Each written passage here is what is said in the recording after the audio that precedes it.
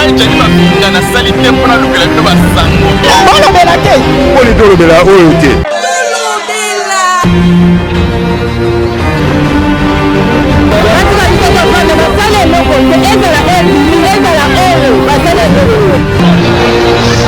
apportemono autour akinanga mobali oyo eza ya ngai oyo mibale wana ayakale yanango mpe yabe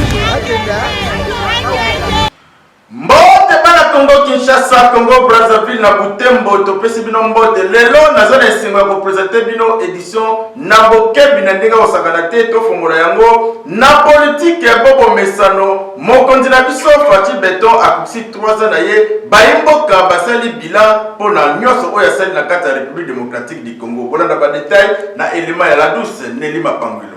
Na normalement na koloba a échoué na deux sens na koloba que président za na idée ya bien mais entourage na yazo sa na bango bazo sala ka que évolution ya président peut-être ezala jusqu'au bout yango mona que na 3 ans oyo juste na évité 2 ans puis na neo etikali na 3 ans juste vraiment échoué ça négatif encore ya quoi kala lelo peuple congolais to mo raisonner que bino mo boyini makambo mais Kabila sala biso tala lelo peuple congolais comme na niveau que Kabila kuku bien que Faci ezomona po ndenge akambi biso 3 ans na 18 ans ya monsieur Kabila 18 ans monsieur Kabila kuku bien pourquoi souffrance to mona na 3 ans monsieur Faci po na ngai pena asale loko moko ta ele biso momba kapite 1 na 8 omoni te loko moko te ele a prometteur biso te na ba propagande que fonctionnaire aux autant policiers aux autant les peuples d'abord ils ont la démocratie justice et indépendant tout jusque là nyonso surtout à tel moment fait que au monde le président Faci a eu pouvoir à coût de dollars na 165 le ans à combien 200 le lot on a lipa 200 faisate les pains les plus chers du monde des années RDC 300 ba français baloba que l'opposant direct d'un chef de l'État ezalaka bilan na ye bongo na bilan ya chef de l'État ndenge bayebaka mandat na ye ezali médiocre bilan na ye pardon ezali médiocre ou bien bilan na ye ezali positif tata ekolo Félix Tshisekedi Tshilombo oyo akosi déjà 3 ans de remarquer beaucoup des actions oyo ezali na bilan ya chef de l'État a lancé gratuité ezali compliqué a lancé état de siège oyo ba tuerie tisiko ezali ka ko continuer ba détournement des derniers publics ezali toujours bazali ko détourner misolo ya bayimboka donc mituna les peuples d'abord bazali ba se retrouver wa bref pour dire que le bilan des chefs de l'État pour le moment ezali péjoratif vraiment té baétudiant ya IPEN batomboki mpona koreklame badroit na bango na micro ya Samzo la meso tatel bande ya soin mpe Lidi ya Ngunza bazalaki wana mpona compte magazine tolobe ya Congo na biso. Éducation de esalaka ke lobi mwana azala motama longa na se ya moi kasi awa na mboka na biso tout le temps éducation ezali nango bafoué na ndenga mukete tozali awa na komi na ngaliema na université IPEN esika api bozali komona trouble oyo ezali kosalama boye ezali nango bitumba ya beni te kasi ezali nde baétudiant batomboki paske bazali kodélibéré bango te mpona deuxième session nyonso wana mpo baprofesseur na bango baza na grève eyindaki mabe babimi na nzela bakangi balabala na ndenga mukete batomboki mpona kolakisa mécontentement na bango mpe bakonzi batrouvele bango solution na micro magazine tolobe la Congo boyoka ndenge nini bango moko batalisaki pasi na bango. Nous voulons une solution dès l'immédiat. Nous voulons une solution dès l'immédiat. Lundi, nous voulons la délibération. Je n'ai pas de dettes avec l'UPEN. Je n'ai pas de dettes. J'ai tout payé. Alors pourquoi on ne veut pas me délibérer? Pourquoi on ne veut pas me délibérer? Nous on en a besoin. On a besoin de ça. On a besoin de ça. Les autorités, vos problèmes, ça ne concerne pas aux étudiants. Délibérez-nous et laissez-nous étudier. C'est pour ça qu'on vit. On reste avec ça. Vous avez tout détruit. Laissez au moins les études. Laissez au moins les études. Cherchez-vous autre chose. On doit tout donner. Laissez-nous étudier. Jusqu'à présent, les étudiants ne sont pas délibérés. Pourquoi? Cause les professeurs ne sont pas encore satisfaits. Comme les étudiants ne sont pas, les professeurs ne sont pas encore satisfaits, raison pour laquelle il n'y a pas de libération. Raison pour laquelle, si on satisfait les professeurs, les étudiants seront délibérés. Ils sont en train train de réclamer leurs droits pour la libération, raison pour laquelle ils s'adressent précisément au ministre. Nous sommes là. Ce n'est pas un problème de la police. Raison pour laquelle j'ai demandé aux étudiants qu'il n'y ait plus de bavure, c'est-à-dire pas de biens, pas de quoi que ce soit. La police est là pour encadrer rien que les étudiants. C'est ça. Son Excellence Félix Antoine Tshisekedi Tshilombo, chef de l'État, papa tala likambo tali éducation a na mboka na biso komona ba étudiants bazali ko se lamenter boye baza ko se plaindre parce que tant ezali ko leka ba jour ezali ko kende bazali ko délibérer bango te to ubela ka pete mbule sili HP ezali ko bakisama bango bazala besoin ba chike sila basala pe makambo mususu ba kende pe ko luka ba bulo awa pe mboka pe ba bulo kutu koloba te et d'ailleurs na ndenga mukete kasi bazala besoin basili sa pa balongwana na sega bozoba ya basilabis pe makambo mususu ezanga tino ezanga sa bango kimia biso magazine tolobela Congo tokokoba kolobela pona ba étudiant parce que bango nde bakosala Congo ya lobby olia kosala bango ba n'importe quoi babi makana nzela po batumbaka ba pine boye ezele kosala kitoko te bo trouver bango solution et kosala bien biso tokolobela Congo.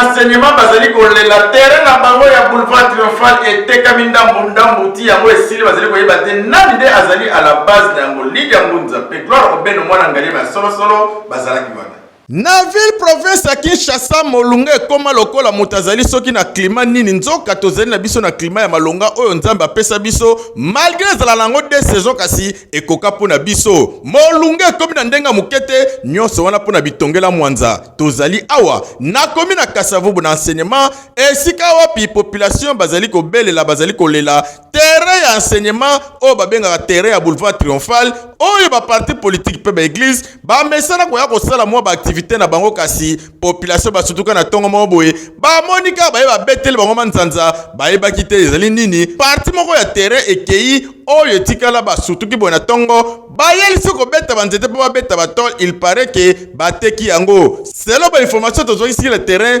population balobi terrain oyo etekami pa sujet moko étranger to ebite ezama mbasolo to lokuta na micro magazine to lobela Congo boyo kandenge nini bango moko population a venu enseignement balobelaki tozana terrain ya triomphal esika wapi balakisaka bato ndenge nini ya kokumba motuka en tout cas c'est désolant ya komona ete esika kote nyonso ekomi kaka esika ya kotonga awa eza esika oyo bapère de famille baza awa kote bayaka kolukela bambongo na bango bana ya kolia alors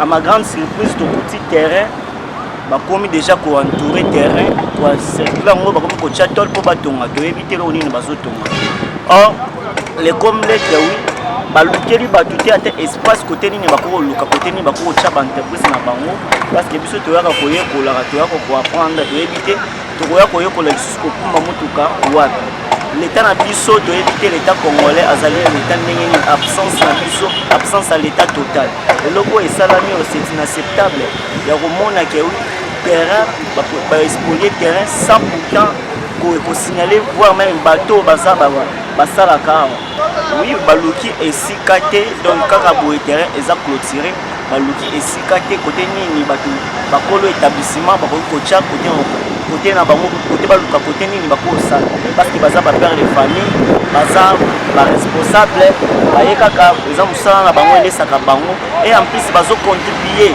na jeunesse congolais okomona mwana mosusu akozala azalaki kuluna mais ntango aye koapprendre ayekoli kokumba motuka okomona te alongwe déjà na fonction wana ya kuluna mais balongoli bakolo établissement toyebi te soki bazotonga nini biso magazine tolobela Congo tozali kotala tozali kozimile tozali koluka koyeba vérité awa ezali nini bateki place to eza ndenge nini to peza problème nini parce que komona ntango nyonso ba espace vide ba espace vert ezali kokende ezali kosala malamu te esengaka mwa ba espace vert ezala po bato balekaka mwa mopepe surtout terrain oyo ya boulevard triomphal esungaka mpona makambo ebele boye eza kitoko te chef de l'état Fati Beton papa fongola misu mabele ezali kokende mabele ezali koteka matango nyonso ezali kosala kitoko te esengeli na population bapema pe na kimia esika nyonso ezala ba espace vert ekomana bandako ekomana ka ba immeuble bazali kosopa partout molunga mpe ezali kobakisama na kati ya ville province ya Kinshasa ezosala kitoko te biso tokolobela Congo.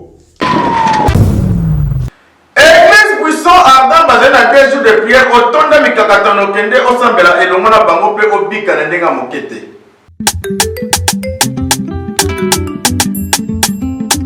Ah ouais, c'est bon.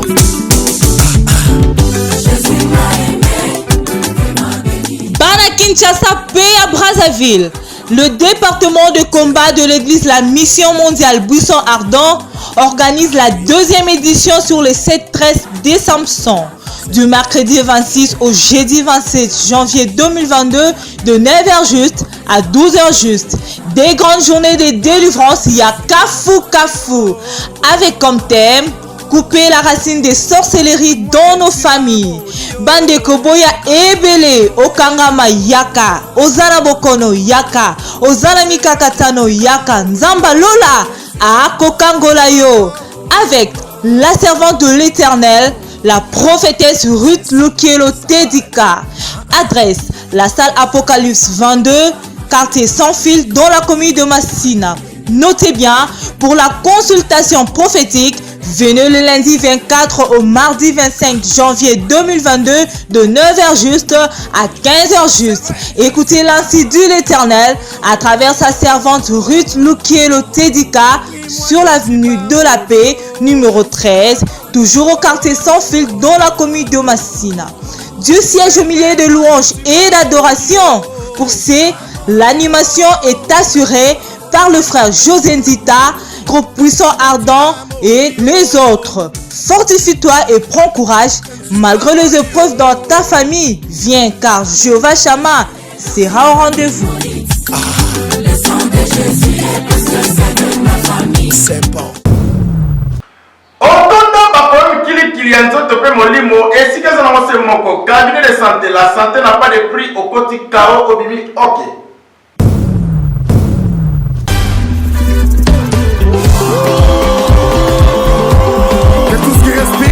Loue l'Éternel, où que vous soyez, prenez position. C'est le moment de louer le Seigneur. Alléluia. Mambu masobele tunanga nini yo moto oyo otelenganaka yo moto oyo obela babokono ya ndenge na ndenge otambola na baopito ya ville province ya Kinshasa batindika okutu libanda ya mboka mpona kozwa basoin approprié esimba nango te boyokanga na yeli bino solution ya solosolo. La santé n'a pas de prix epai ya ye moko les grands maîtres spirituels oyo azali kosala mosala kitoko na ndenge akosakana te na yo moto osalaka commerce ezali kokende liboso te mosala ezali kosimba te yo oyo mbongo ekima yo dollar ekomela o problème maître spirituel azali wana mpona kosunga bino na baproblème nyonso. Onga nazwaka libala malonga te, ongai mobali abengananga na ndako, ongai kutu basi bapusa na penepene na nga te, ngai kutu nzoto esimbaka nango te, nzoto eza malamu te. Maître spirituel azali wana mpona bino. Yo mutu oyo nzoto na yo ezalaka susu malamu te, maître spirituel azali wana po asunga yo nzoto na yo. Yo mwana mobali ozonga mobali ya solo, mwasi ozala pe mwasi ya solo solo. Maître spirituel azape wana mpona kotala korendre bino na bataille moko bien raffiné na ndenge osakana te na ngonga moke ozwi lobiko. Yo moto oyo mwasi to mobali akima yo to bayina yo, yo oyo dégagaka solo ya mabe penepene ya mwasi to penepene ya mobali, yo oyo ozalaka monoko solo, ye azali wana mpona kopesa bino basolution na baproblème na bino wana nyonso. Yo moto oyo obelaka bamaladi ya ndenge na ndenge oyo babengi ba maladie physique to pe spirituelle, ya aza wana azali kolongola yango. Onga nasalaka te, onga kutu promotion na boulot ezalaka te, onga ikutu banda bafandela ngai na telemaka te ngai oyo nakoma na ngai kaka handicapé ngai oyo nazalaka so na santa malonga te. Solution yango eyeli na porte ya ndako kotelengana na yo te, kokende ni à gauche ni à droite, esika mosusu okende okolela pamba masolo ekei ozwi mpe solution te. Kasi na cabinet la santé n'a pas de prix. Mosala ezali kosalama kitoko, mosala ata babomba yo na se ya mai. Les grands maîtres spirituels akobimisa yo na se ya mai ata babomba yo wapi. Même si yo batia yo na molangi akopanza molangi te, kasi ose retrouver libanda na ndenge ya mystique spirituel. Yo obiki olongwe na makambo nyonso tu oyo ya mabe parce que Nzambe asala likolo na se asala mutu te asouffrir, asala mutu te anyokwama. Yo oyo ozali na problème mabota, mobali to mwasi, maître spirituel aza wana mpona solution. Nzambe aloba mutu nyonso to avivre, atinda mwana Yesu Kristu aya kokufa awa na se. Mwana ne avant ke dalobi, je vous donne la paix, je vous laisse la paix. Boni boni yo zangi paix, boni boni yo zangi kimia. En tout cas, sika malamu yango yo ozwa kimia. Olingo contacter maître spirituel, numéro zali nango facile. Benga ye na 099 108 28 10. Tango moso ki malamu te 099 108 28 10. Na bino panso, porte zali grandement ouverte. Les grands maîtres spirituels azali kozela bino, asunga bino, alongola bino ba problème boza nango, moto na moto, a vivre na kimia, na maladie ya bomoto to pe ya molimo, ye akobikisa yango. Biso magazi tolobelaki makambo bonde tolinga kolobela, to kolobela yango avec énergie parce que mosala oyo ezali kosala kitoko. Bana mboka bakozwa ba solution malonga. Eyokani Maison Betalix optique bazali wana pona bino nyonso bozali ko souffrir mino miso pe matoyi oke wana obozwa solution na ndenge ya mukete.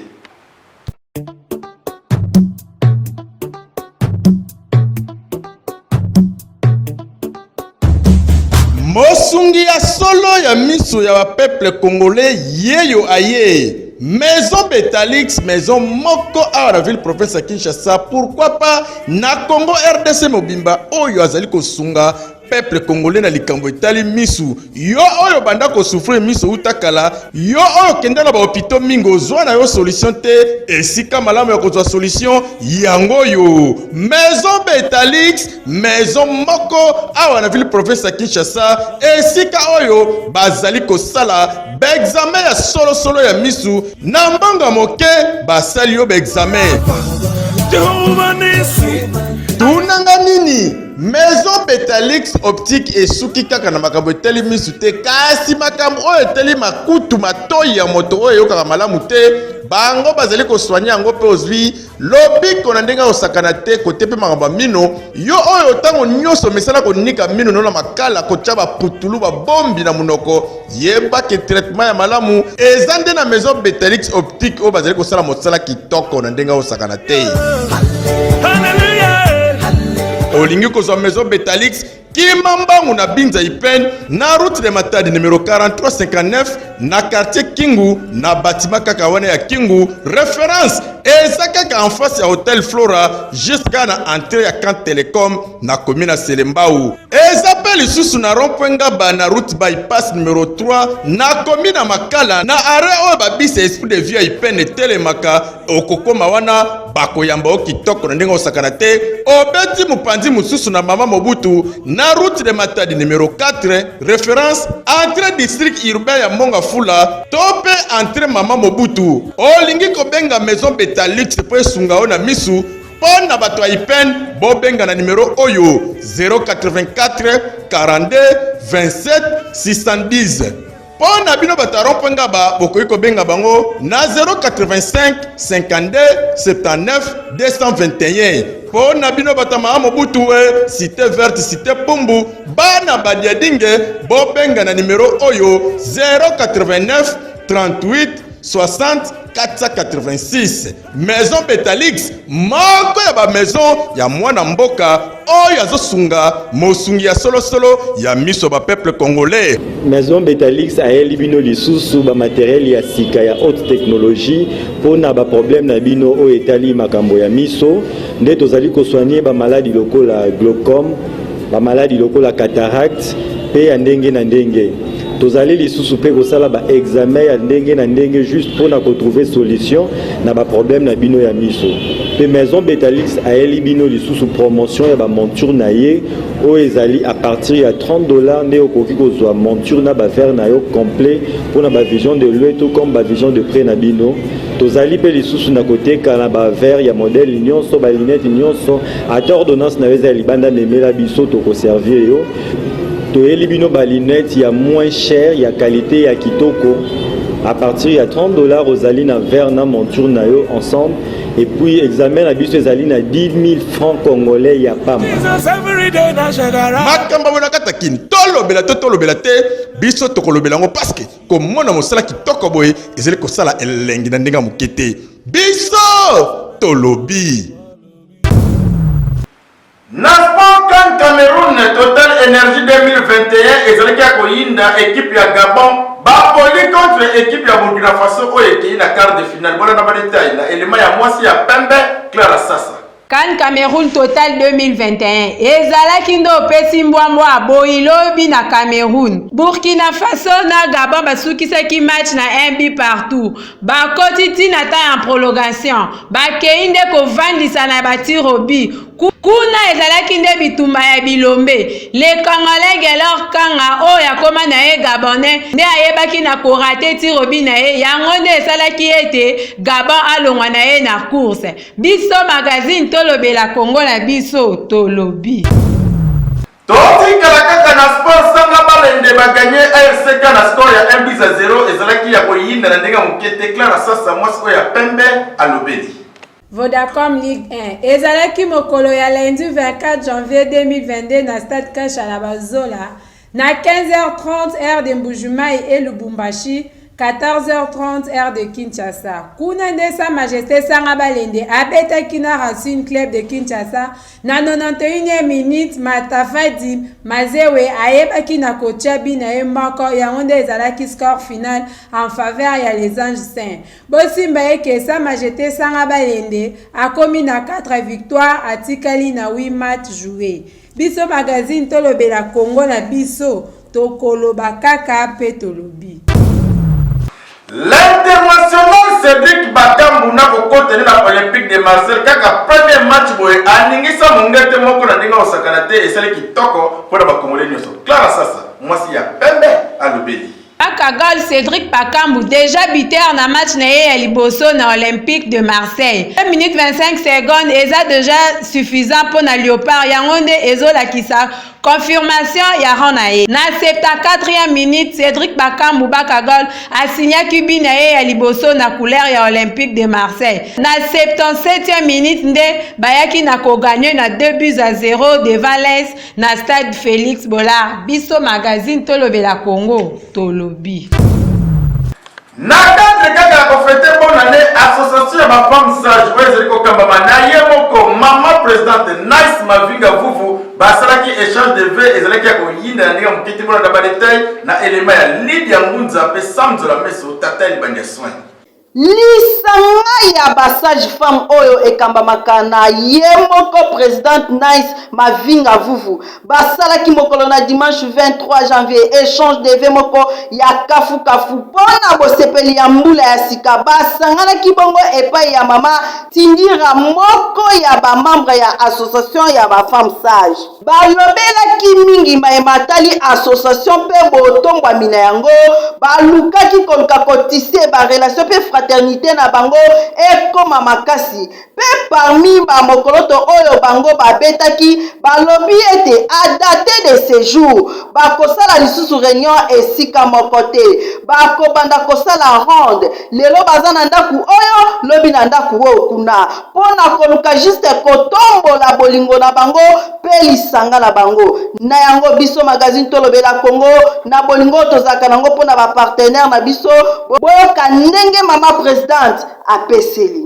En tout cas, message na ngezaki le ezaki échange de vœux pour na groupe na ya ba femme sage lokola nzamba batela ki biso 2021 to comité na 2022 yango to yaki ko kuta na biso na mama poto sepela ensemble.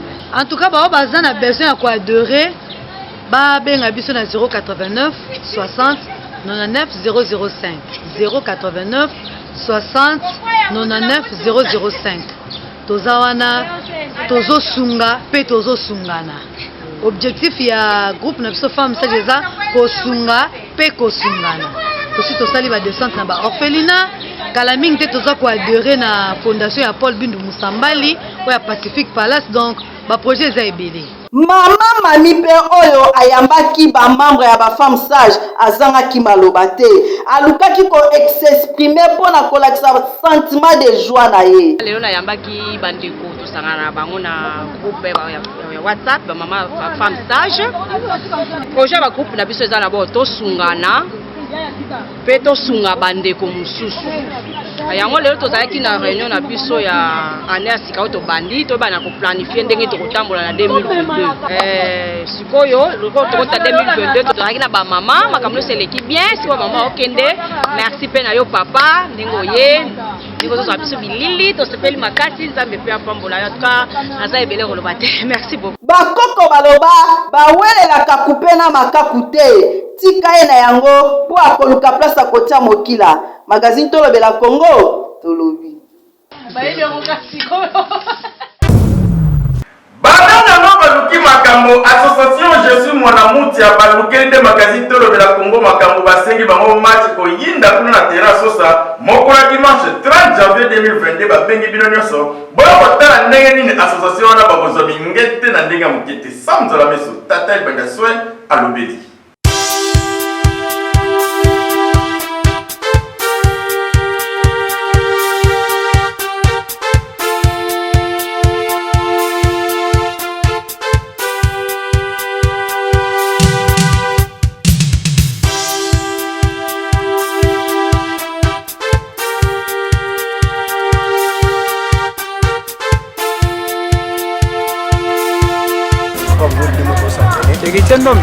Ndombe leka kumwe ndembo wala kasi ba supporter cela so bolinga ngai balela tshoko na bino je crois momoni preuve ngoyo essayer ko kosa bino to enda déjà commencer à s'entraîner pour que dimanche vous avez vraiment satisfait et na bino oyo bo luka bo betala biso bo kitamo mata bo kozwa te quand la chaîne na bino c'est pas la chaîne na bino mais événement wana ya dimanche pour la matata oya na ndenge oyo soki bo jouer na bino ba joueur et puis bana mucha tuzali ba joueur complet oui to bengi bino seke to seke ça la peine à bino to faire voilà to seke ça la bino ko la radio bino to le la pour quoi on a dans terme mon on a nous dans nous jour ba mon to le la pour nous nous la pour ça quand même comme que voilà to le la pour nous c'est pas bon match et à moi de ce qu'on fait la Europe donc on va ça ban on va le pour le biso magazine tolobela Congo oto bana Jésus Mwanamuti ozwa 4 ou 5 billets oyekolinda maleko ebele koya kotala nde bakopanzana bakupe na terrain biso yeyo nde bajoueur yango bozozela bana ya magazine tolobela Congo na biso ekoyinda makasi dimanche na 14h kuna na terrain sosa dimanche le 30 ebele omone tokokanye biso oza bajournaliste ya magazine tolobela Congo tozolaka kaka fondation Mwanamuti dimanche biso na bango tobeta bala football na terrain banini tosere bango kake biso bajournaliste tolobela Congo toza bamessi bakristiano baza na kati toza na 100 mili banda pembe akotia bino 4 bingamo nde komonanga koyeba nini messi ya magazine tolobela Congo tokomi na suka ya biso na biso mpona mokolo ya lelo kasi na lukins oyo biso ozala mwa vers bino tokambwanaka na bino bongo te 100% to bamerci na patience mpe fidélité oyo bozala nango ntango nyonso ya kolandaka biso na bokebi na ndenge osakana te édition na biso mokolo oyo tozali kodedi yango na honorable Paul Bindu Musambali mokonzi ya fondation Paul Bindu le PDG ya site touristique moko oyo tozala nango awa na Congo RDC Pacific Palace kuna na komina munga fura na mitendi soko koti kuna malili otaroute kosa awa na kati ya komina Kasavubu olingi opema esika ya malamu olingi omela mwa kopo ya malili esika eza na mose moko kende mbangu na espace MK kuna na croisement Force Birmanie esika ya komela kopo ya malili na ndenge mokete soki mosala awa lelo esalami kitoko bopesa merci na samzola meso tata ibenda soin oyo azalaki na sima kamera assisté na grand obeno mwana ngalema ya solosolo na montage Coach Linjanja pe Crispé kwa jambu bango nde basimbaki yango na ndenge ya mokete ediso na biso ya mokolo ekumamaki na ye mokola douce Nelly Mapangula pe nyonso sous supervision ya Clara Sasa mwasi ya pembe beto tudi vava Bana te poni tolobela oyo te nini oyo ngai jali mafinga nasali te mpona lukela bino basango